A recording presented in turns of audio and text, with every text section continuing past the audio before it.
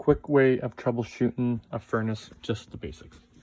Look to see if there's any power, no light.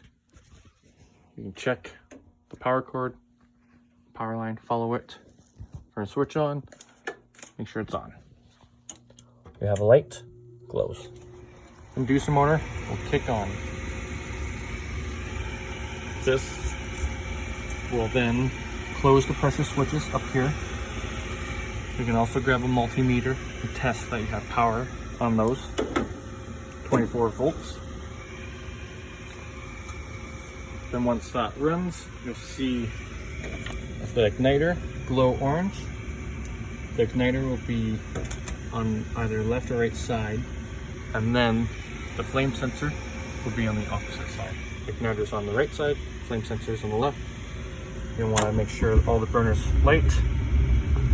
Flame sensor is in the burner there, and if it shuts off right after the burner's light, after 5 seconds it shuts off, take the flame sensor out right here, 1/4 inch nut driver for that screw, pull that out, clean it with the Scotch-Brite or emery cloth, put it back in, and try again. And then once that lights, then the blower motor down here will run. So if it doesn't run, the high limit will trip. So if you have a dirty filter, it will trip. Volts, put 1 meter there and test it. 26 volts, other side. Make sure you have power going through, 26 volts. That means that that is still letting power through. If it opens, it will stop power. So if one side's 26, around 24 volts, other side's 0, then you know that the high limit's open. Same thing with these. 26 volts on that side.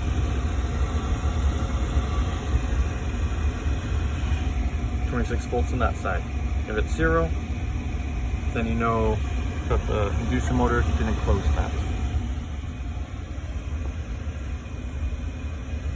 And the blower motor kicked on.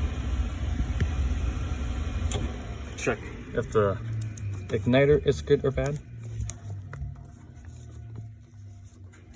You can pull it apart.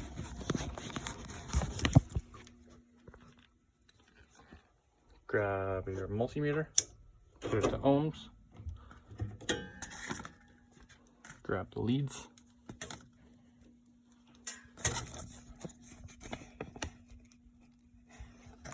plug it in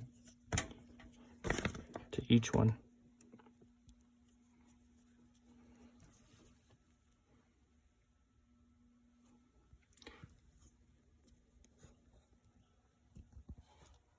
.2.